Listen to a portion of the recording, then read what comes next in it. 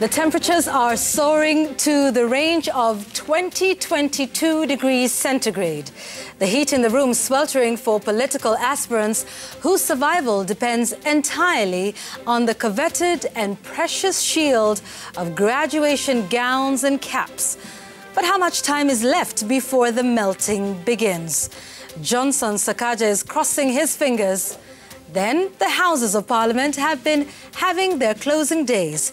The National Assembly went home last week and the Senate added itself one more day. We assess the performance of the 12th Parliament. My take tonight is the shoe is on the other foot. Jamila's memo asks, who is for the children? Gashuri's punchline thinks we are a country of fakes, and Kaikai's kicker mourns over the neighbor's moment of shame. This is Newsgang. Wachaneni na Sakaja. Sakaja amesoma, Sakaja ako na makaratasi, Sakaja ndiye atakuwa gavana wa Nairobi kwa mapenzi ya Mungu. Kama mnataka mkutane na sisi kwa debe. Wachana na mambo ya kuzungusha Sakaja kwa kesi baada ya kesi. Welcome to Newsgang. The hashtag is Newsgang at Citizen TV Kenya. Ladies, gentlemen, it's good to have you again for another week. So, and what a week it has been. You know, after the clearance that we saw with the IEBC, and now comes the moment for those who are disgruntled. We will get to Johnson Sakaja in just a moment because that's what's dominated over the week. But it's been, I think last week when we left it, there was about 160 cases that had been lodged, you know, with the IBC disputing, you know, the clearance. And now there are 262? Yes. By Sunday, yeah. By Sunday, when we kept calling them DRC, the Dispute Resolution Committee, sat for the first time on Sunday just to lay out what the terms were and all that. There were over 260 cases that had been petitions that had been lodged against various aspirants, from governors, those who were vying for governor seats, members of parliament, Senate, even MCAs. And these were petitions that were filed by different people. And in fact, there were instances when there was more than one petition against one particular aspirant. As we will see for Johnson Sakaja, there are 4 petitions against him. And as per law, the IBC has to listen and determine all these petitions within 10 days. And they even said on Sunday that they'll try and listen and give a ruling after 48 hours for each of the cases that are brought before them. Yeah. They've been unable to really do that for some of them because I think maybe of the interest and the parties. And of course, if you have 4 petitions being brought against one person, it's going to take a bit of time. In fact, I think last night they stayed way past 9 o'clock. That's when they were listening to the Johnson Sakaja petitions. But if one has by law, they have to listen. They have to finish, and those who will not be satisfied by the decision of the DRC are free to go to court. But remember one thing, Yvonne, elections are, 53 days away now? And there are things that the IBC has to do before them. Chief among them is start printing the ballot papers by 30th of June, which means any pending case, any petition, malalamisho yote, lazima yakuwa yamesikizwa na kuamuliwa kufikia kabla ya 30th of June, so that we can start printing ballot papers and move on. Right. And amongst those who, the notable politicians who have found themselves before the DRC, are Murang'a Senator Rungu Kangata. For him, the petition was against his original running mate, for whom questions were raised about whether she resigned as a lecturer at the University of Nairobi by 8th of February, as per law. And because when he was presenting his papers to the returning officer, that issue came up, he was given a day, and he came back with another running mate, and he was cleared. And I think for him, this thing is over, he can breathe easy. Yeah. There's also a petition against the Machakos aspirant candidate for governor, Wavinya Ndeti. There are issues that have been raised about her education credentials, her papers, and I think hers is still being heard. Of course, there's the Johnson Sakaja one, which has created a lot of interest, and we're going to talk about it shortly. Whose ruling is expected on Sunday as to whether or not he should be allowed to run the UDA candidate for Nairobi. And then also there's a petition filed by Jimmy Wanjigi of Safina Party. Remember, he was among those who were denied clearance to run for president, as well as Ekuru Okot. those two were before the DRC today, and they raised a raft of issues. But again, Yvonne, for me, I compare this with 2017, when I don't think we even had one. Even if we did, I'm sure there were less than 5 petitions that were filed before the IEBC. And the fact that now we had over 260 shows you, one, the interests are higher, and two, people actually feel that we can go and be heard. And I think it's a plus for the IEBC and the institution itself, if it will be able to listen, and if people have the belief in it that it can listen and fairly judge, I think it's a step in the right direction. Yeah, and of course the last day is Monday, like we said, 10 days, and they're doing it round the clock, you know, every day of the week, because they've got, you know, legal deadlines to meet with. And, you know, just one of the ones that you mentioned that is rather interesting is that of Ekuru Aukot, and he's actually challenging Raila Odinga's, you know, clearance by IEBC, and talking about, you know, whether he's a member of ODM party or the Azimio la Umoja One Kenya Coalition Party. And that is interesting because he himself, you know, was not cleared to run. And I think most people would have imagined that he would go before the IEBC Dispute Resolution Committee to challenge, you know, why he himself was not cleared to run. But just to mention, you know, Simba Arati's had one as well. There were 2 petitions against him. One of them, of course, for his educational credentials. He was since cleared by the Jaramogi Oginga Odinga University. 2 against him were dismissed. The one against Polycarp Igathe, running for Nairobi governor, was dismissed. But interestingly, Francis, many of you know, the issues center around academic qualifications. Absolutely. And you see, Yvonne, there are qualifications for election of every position. There was that discussion around putting the limits for those who want to be MCAs to have a post-secondary education qualification, and for those who are eyeing parliamentary seats to have a university degree, the same as governors, the same as presidential candidates and their running mates. For parliamentarians, that is at the Senate, at the National Assembly and the County Assembly, that was somewhat relaxed. And, you know, kicking the can down the road, the university degree requirement for parliamentarians was shifted. So probably it will be applicable in the next general election. Who knows? Maybe the next batch of parliamentarians will come and do what their counterparts have done currently, kick it down the road. But for governors and for presidential candidates, they must certify that they went to a university, completed, and have a university degree, locally or internationally. And if they got it internationally, the Commission for University Education must confirm that that is a legitimate university, accredited, and the qualifications can be certified locally. And that is the discussion that we are having here.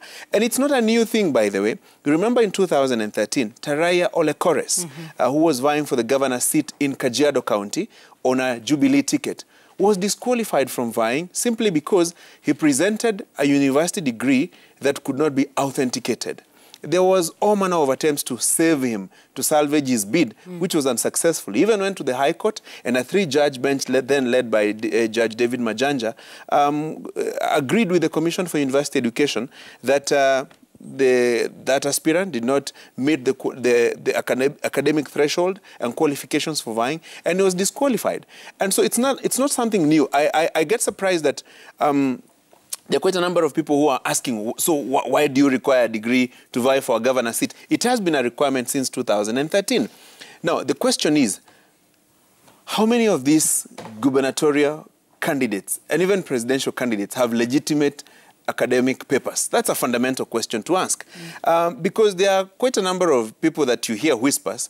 They have this degree, but there are people who went to the same university, same year, and they say, we didn't see so-and-so. We didn't graduate with so-and-so. So-and-so got this grade in KCSE, and so probably didn't qualify to go to university. So how did they end up with such documentation?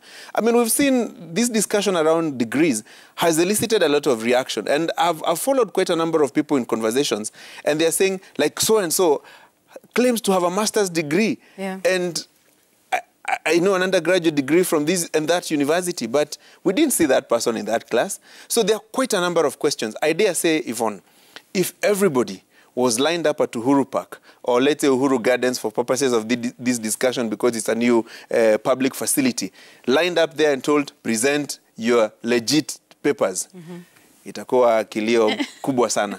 Quite a number of people don't have legit papers. Linus got a legit paper. And that should be, I mean, it's interesting for me that, you know, around an election, one of the biggest conversations we've had for over a week in this country is about, you know, a degree and whether one has the qualification. I mean, Lina, some would say, look, if you want to be the head of an audit firm and they tell you that, you know, for this you have to have studied accounting or, you know, strategic management or whatever it is, these are the qualifications. I mean, it really is a simple case of, do you have the qualification or not? But yet it's become such a complicated conversation over the last couple of days. Here is what we are witnessing.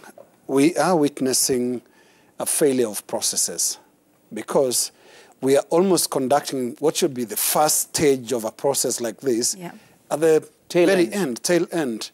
We are asking people, okay, which school did you go to? And the question we should be asking is, how about at the party level? Why weren't these questions asked? How did you prepare that presidential candidate to actually get into this stage of the race? They go all the way there, and then we suddenly discover they actually don't qualify to be. And look, it's been a week of surprises and disappointment, I must say, because there are a lot of some of those people who the public made an assumption that, come on, we've known you for a while, you must be a graduate, you must have done this. When it comes to the case of Sakaja, for example, he's gone on record, even right here on JKL, saying he's done actuarial science. And then the assumption has been he's got his papers. And look, it emerges, it's a contested issue. But here is something else that we are witnessing. The pressure, Francis, that you spoke about, since 2013, it has become a requirement that for governor, you must have a university degree. For president, you must have a university degree. What has that translated to? It has translated to this unnatural pressure to create political graduates. People who you can see clearly, you can't place in a classroom. But somehow in a year or two, they'll be out of a classroom with a degree. It has forced politicians to do very interesting things. I mean, let's not throw names here, but you can actually just roughly go through the political landscape and see some of the graduates we've produced in the last 10 years because of the constitutional requirement for a degree. We have produced very interesting graduates. You can't place an academic paper on their face. I mean, you can't place them in a classroom. They look unteachable. They look that you can't really place them in an academic setting. But they have degrees. And how do they get degrees? That is another question and something else that we are witnessing today. Yeah. Depending on how this Johnson-Sakaja hearing goes, if Johnson-Sakaja is found to have procured, as opposed to qualifying for a degree from a university we are hearing for the first time, most of us, called Team University in Uganda, then it will be an indictment. But remember, he'll just be a tip of the iceberg. Because in there, in the political classes, I use the word classes. Pun intended. We see that. In that political classroom, there are a lot of people who may be actually Johnson Sakajas. And this to me is, first of all, a failure of the party system politics, where the first gatekeeping should have happened. We should know, for example, that, okay, this candidate doesn't actually have a degree right at the tail end of it. Yeah. It should not be the national returning officer who should find out. It should be the party secretary general who is then preparing the paperwork that goes to fielding this candidate. So very interesting times, very strange times. And I just want us to listen to Fred Matiang'i, the CS for Interior, who said something about his time as Minister for Education, Cabinet Secretary for Education, and what he witnessed at the time. I think he was referring to the first term. I was Minister for Education, and we were dealing with these cases of, leaders who present subject certificates that are fake and so on. One time, in a past election, a leader turned up with a certificate of attending a crusade, which was written in some language from South America. And because of the hurry, they allowed the fellow to go and run for an election. So later on, when someone with linguistic competencies from that area was found, they said, okay, look at this. This is supposed to be a master's degree. They said, no. This is actually, in the language, when you translate it, it is a certificate of attending a crusade. You see, Yvonne, this is the equivalent. It's a bit like, and Francis, you remember we participated some time back in the Nairobi Marathon. And you know, at the end, you get something called a certificate of participation. You don't turn up to the IAAF with that and say, hey, I completed this, I should participate. Or I won. I won. Or, I should get the gold medal. I should participate in this international event. But that is the audacity of Kenyan politics. It is indeed possible that a politician actually turned up with a certificate. What was it called? Crusade. Of attending a crusade. A crusade.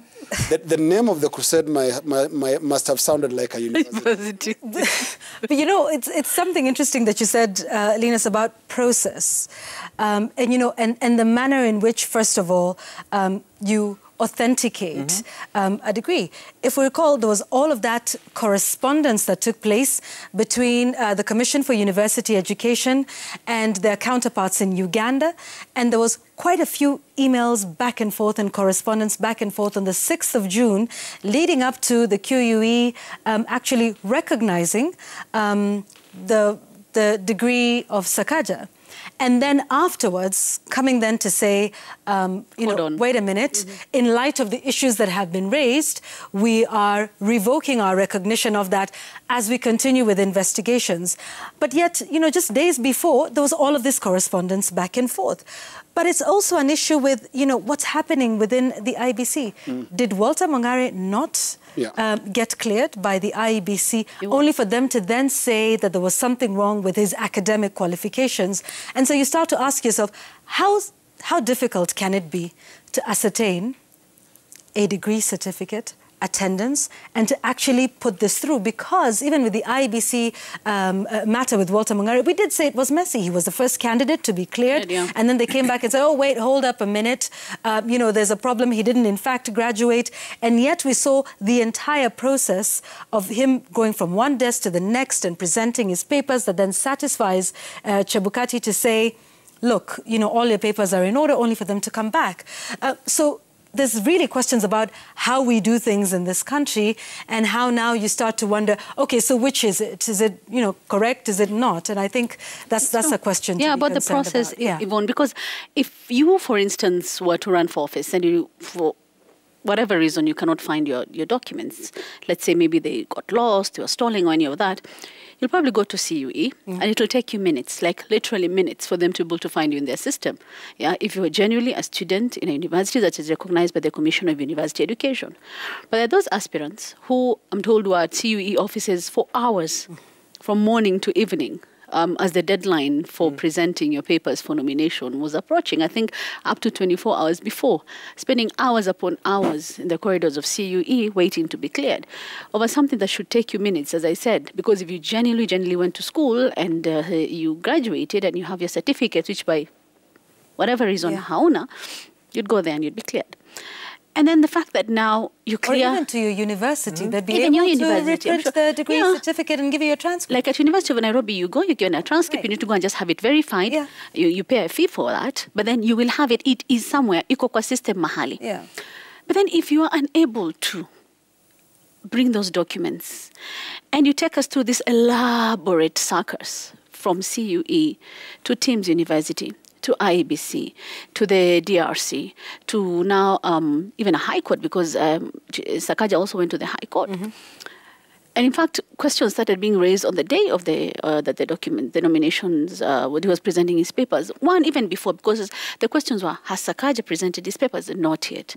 Has he gone before IEBC? Not yet. And the day that he did go before the returning officer in Kasarani, usually the media is allowed in that room when you're presenting your papers, Yvonne. Like, it's an open thing. Umewasilisha stakabadhi ndizo hizi, za stakabadhi za mwaniaji mwenza ndizo hizi, wanapitia, mnapitishwa au mnakataliwa na sababu zinatolewa. But for Sakaja, and our reporters were telling us they were there from 9 in the morning and they were not allowed inside that room where he was presenting his papers until almost 2 p.m. when they were called in as he was being given the certificate. That was all they saw. Akiingia asubuhi na akipewa certificate 6-7 hours later. That raises questions. And now what we're seeing in court, the fact that yes, I went to Thames University, got a Bachelor of Science, something, management degree, something in 2016. There are those who will say, well, the only time he's been to Uganda is once in the past number of years. So alisoma VP. There are those who will say, well, online learning ilianza 2020 during COVID when we started doing Zoom or Google Meet. Particularly at Thames University. At Thames University. So there are all these questions which are being raised, whether they're true or not.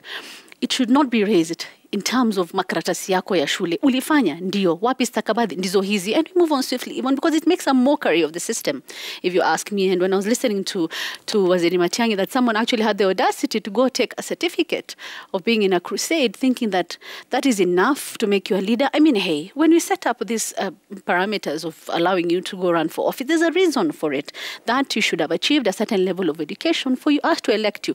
And what has that done? I don't know if it has done anything to those who are looking at Sakaja and thinking he's a person I want to vote for as my governor in Nairobi. Has that raised questions in their minds about maybe the kind of leader he would be? Or tuko tu sawa, tunasema si apewe tu, tumpatie kura, tumchague. But really, it's a matter of integrity, and it saddens me. Yeah, Yvonne, let me jump in there. I will be reluctant to say whether Sakaja's documents are legit or illegitimate, because that's a matter that is before a competent body, that is the Dispute Resolution Committee, and even the High Court. I will desist from going the direction of whether they are legit or illegitimate, but I want to look at basic questions. Basic questions in the sense that if you went to a university and you graduated and you completed your studies, locally and internationally, if Yvonne, somebody asked you, Yvonne, where is your undergraduate degree certificate? I'm sure that question immediately now, you have visualized where your document is instantly. I can tell where my document is at home. Ask anybody, even our viewers, where is your degree certificate? They can easily tell you it's in a certain place. It is in a certain locker, in a certain box, in a certain drawer, in a certain safe. They know where it is. And if you question that I went to university, some have even scanned them. They're in their phones. All I need to do is to present it. If you want the hard copy, give me a few minutes. Let me go home, or let me go to the office, or whichever drawer I have, or even to a bank tomorrow morning. I'll get it from a safe and present it to you. It should be a simple matter. It shouldn't be such a discussion about whether you have it or you don't have it. The moment you see a long process, it, in my mind, conjures two images: collusion, fraud. Those two. Because at one point, you can't have a document that is legitimate and then it is illegitimate. You can't have an authentic document and then the next minute it is not authentic. And if there are more questions about the credibility of your documents, I mean, you have alibi. You can't have gone to a class alone, like a bachelor's degree in ABCD alone in that particular class. You had classmates. You had course-mates. You have, even if you didn't probably attend the graduation ceremony and you don't have photos, there are people who can say, this was my classmate. The way Jamila is my classmate at Aga Khan. If anybody questioned 2-3 years later whether she did her master's, I can say she was in our class. We were kuniruka, but you can say we were in the same class. Tulisoma pamoja. Yeah. So it's also a credibility issue. By now, all these guys whose documents are being questioned, there should be a few people who are saying, by the way, I went to class with Yvonne. We graduated the same day. We completed our course together. We were in a group discussion at one point or the other. So I think we shouldn't even be having this discussion, in my opinion. It's a discussion that should have been dealt with at the very, very initial stage. If you have documents, you have. If you don't have, you don't have.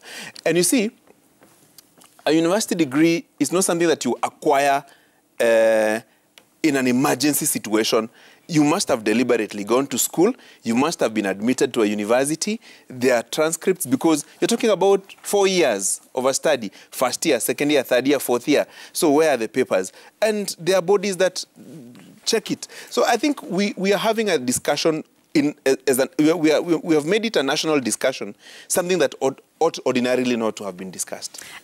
Yes. Let me just add on to the point raised by Francis about fraud.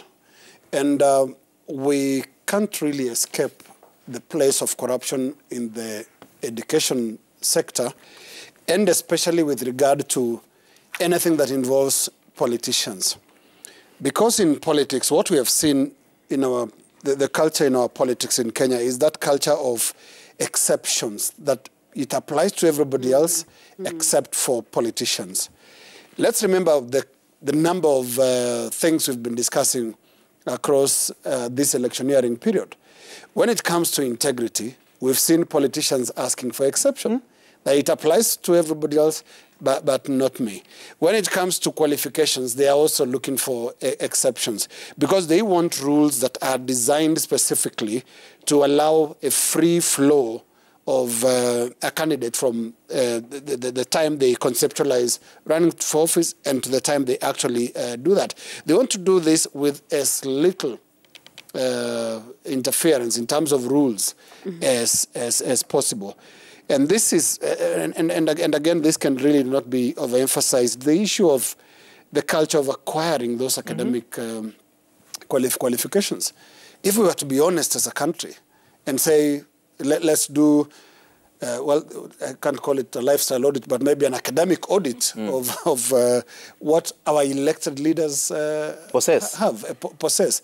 And it points out to one thing, and you know, we should not just blame this end of the politicians, but also look at the entire chain of how it works. Have you seen, for example, that it is possible, and it's been possible for somebody else to sit for exams for someone else? Yeah. Impersonation. Impersonation. And there are people holding qualifications based entirely on paying someone to do these examinations. And this is terrible. It's part of this rot. It's part of the culture. So the moneyed politicians, why would they want to sit in a classroom? It's a lot of work. I mean, if you were to even audit the time they were in rallies and the time their classes were running at the same time, so you wouldn't know when were they in class and when were they campaigning. Some are even doing masters, and this is crazy. It involves concentration. You have to find time to actually do a doctorate and write a paper that you can claim to actually have doctored it yourself, if I can use that word. So the culture, we need to really have a frank conversation about the culture of corruption in the education system. Something more disturbing, I even think we export it. You've heard many times of people who say they do papers for... yeah, but the BBC actually had... They had the Sky News, yes, that had a documentary on the same. They do exams, they do papers for people in the US, in the US, in the UK. Are we proud of this? So we shouldn't be. So I look at this last 1 week, the 10 days that it will be, as also another important process of just trying to speak to our conscience. Because in the end, if these guys, if a majority of them are actually now told not beyond here, it'll be a massive step, especially if they are proved that they are not reached here in fair ways or they don't have the proper credentials. But if they do have proper credentials and they are cleared, that'll also be a good thing. Okay, we want to take a break. Yeah, as you do that, yeah. I've seen a discussion, and I think it is important to put it out here, that it's not a question of whether a degree equals good leadership. Those are two very different issues. I've not seen any merit in saying, oh, a good leader is the one who has a degree. That's not the issue. The issue here is the documents that you have presented, are they legitimate? Are they authentic? Are they credible? Then we will move to the next discussion of saying, oh, okay, lower the qualification for vying as governor or even president, or eliminate it altogether. Okay. Maybe that's a different discussion, you know. Let's not mix apples and oranges, you know. if you're talking about authenticity and credibility of documents, let's prosecute that matter conclusively. And then we can now move to the next discussion. I think it's a moot argument to say, no, don't ask about that degree because it is, how comes that person has been an MCA, has been an MP, has been a senator, has been in this and that position. So why are you asking those questions now? Because the qualifications for vying for this position is a university degree. Do you have? Don't you have? I think that's where the question is. Maybe next we will go to a question of, do you require a university degree to be a good governor? That's a separate discussion. That's a separate discussion. Totally that can happen later. Look, we really want to talk about the politics of this because it became political and beyond all of these academic questions that we have. It became political, as happens with just about everything in this country and as would be expected during this time. So let's come back and then talk about how the president got dragged into this question of an academic degree. We'll be right back. Degree.